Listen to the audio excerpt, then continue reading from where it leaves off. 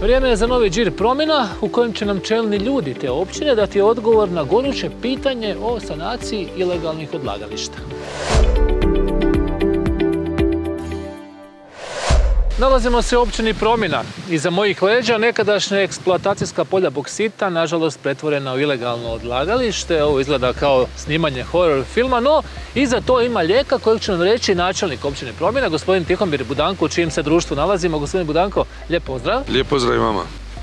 Evo, u općini Promina često snimamo one takozvane lijepe epizode. OPG, pršut sir, turizam, prominski bronzin, ali eto, ima i nekih epizoda koje možda nisu tako ugodne, ali su potrebne, jer evo, vi ste ukazali državi koja je krenula u akciju i evo kako čujemo, ova polja uskoro će biti sanirana. Pa uglavnom radi se o 3 velika eksploatacijska polja, možemo reći, znači, vjerojatno ovakav veliko eksploatacijsko polje ima Istra i Promina. Tako da se radi od nekih 3300 hektara, to je bivšo eksploatacijsko polje boksita, Čveljo Dolac, Krste Radas i Mamutovac. Čveljo Dolac je najveće, ono ima negdje 1840 hektara, Krste Radac negdje oko 900 hektara i Mamutovac oko 600 hektara prostora zauzetosti, ali na samom prostoru normalno da nije sve u eksploatacijskom polju, ali su to točkaste ovakve kopovi i pored njih jalovišta.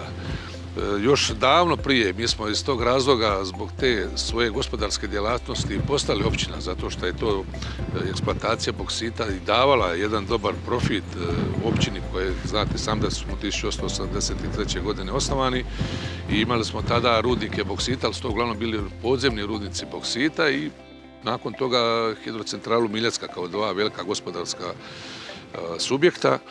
Ali međutim, tamo negdje polovicom prošloga stoljeća se krenulo u ovu površinsku eksploataciju koja je baš ovako devastirala jednu dobar dio, skoro četvrtinu našega prostora općine Promina.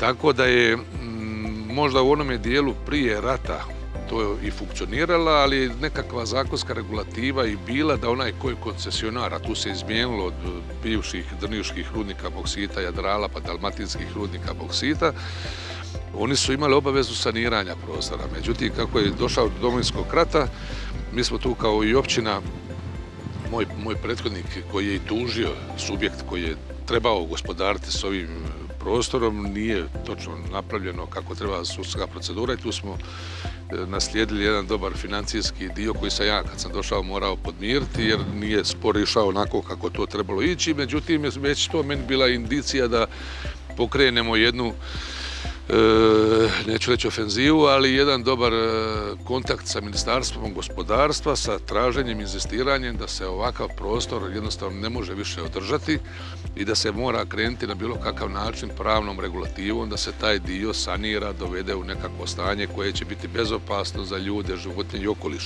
Ovo vidite je opasno i za ljude i za životinje, a i okolišno se vidi šta je tu sve napravljeno. Tako da je već 2017. godine donesena odluka gdje je država preuzela obavezu, odnosno ulogu nad, kao ti koncesiju nad svim tim eksploatacijskim, pomenemo neaktivnim eksploatacijskim poljima i evo nakon 5 godina u 7. mjesecu dobili smo zakonsku regulativu, odnosno zakon, izmjene i dopune zakona o rudarstvu koji je propisao da se lokalna jedinica u roku od 12 mjeseci treba donijeti odluku je li za sanaciju uz eksploataciju ili uopće nije za sanaciju. Ako se odluči da nije za sanaciju, da to postaje obaveza lokalne jedinice. A ako prosudi, a mi ne bi željeli jer imamo sada sasvim drugačije potencijale, nego što su to bili nekada davno prije, nije sanaciju uz eksploataciju, nego bi išli isključivo na sanaciju. Tako da je država u tom svom zakonu osigurala preko Ministarstva gospodarstva i određena financijska sredstva koja bi trebala biti u 2024. godini 1,5 milijuna eura, 25. i 26. po 3 milijuna eura, znači ukupno 7 milijuna eura, ukupno za sanaciju sa kompletnom planskom dokumentacijom. Ovo se ne more sanirati bez rudarskog projekta o sanaciji, znači sagledavanje svega onoga šta to uz taj projekat ide, kao na primjer količina ovoga otpada kojega ovdje možemo vidjeti, mora se zbrinuti na adekvatna mjesta koja to trebaju biti, znači prema sukladno njihovom ključnome broju. A zatim ovaj dio se opet pravi onako kako to treba biti, da opet, ponavljam, bude bezopasno i za ljude, i za životinje, i za prirodu. Što bi nakon te sanacije ovdje nastalo? Imate li neke planove za budućnost? Ima planovi, gledajte, znači onaj dio što je među građevinskim područjima, to je uglavnom bilo u privatnoj vlasnosti, ti su ljudi bili obeštećeni u to vrijeme, ali će se sigurno taj dio napraviti da bude u skladu sa nekakvim urbanističkim uvjetima. Sa ovaj dio koji je u vlasnosti države, on će ići uz određenu prenamjenu, ali to će doći. Znači, naša će najvjerovatnija ideja ići prema tome da to budu solarni parkovi, kao što smo već imamo jedne od koji je pred bližnjem kraju i u prošloj emisiji smo taj dio opisivali. I gradnja ta same 600 kilovoltne trafostance, 600 megavata trafostance koja bi trebala biti tu na našem području, već nam daje velike mogućnosti za priključak, odnosno spojno mjesto, jer je tu i naš 400 kilovoltni dalekovod.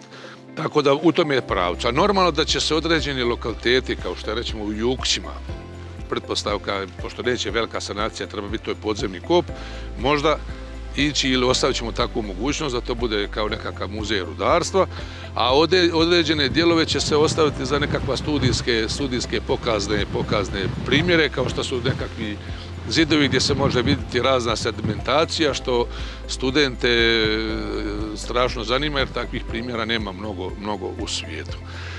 Također na određenim lokalitetima mi smo se prije pokušavali prijaviti na jedan projekt LIFE. To znači da bi određene lokalitete mogli pretvoriti sa nekakvom bioraznolikosti u nekakve stvari, ali kažem to o tome svemu, to o tom potom će se doći sa svim projektima. Ovakvih jama je već, rekao sam, 25. Daleko više ima onih malih koje će isto treba sanirati, ali nisu ovako strašne kao što su ovdje. I u svakom slučaju ovo je nešto što je nedopustivo u našem prostoru. Sve ono naše težnje koje idu prema ruralnom turizmu i sa onaj dio koje se mi trudimo napraviti, kao što su hodnice i šetnice i sve ostalo što je, pored ovoga ne može biti. Imate dobre, kvalitetne planove, ja vam želim njihovo što brže ostvarenje i hvala vam na razgovoru, puno uspjeha. Hvala i vama. Toliko, poštovani gledatelji, u ovoj epizodi Đira promjena. www.đirtelevizija.com, mjesto gdje možete pogledati ovu i sve ostale epizode serijala Đira promjena. Lijep pozdrav iz Promjene.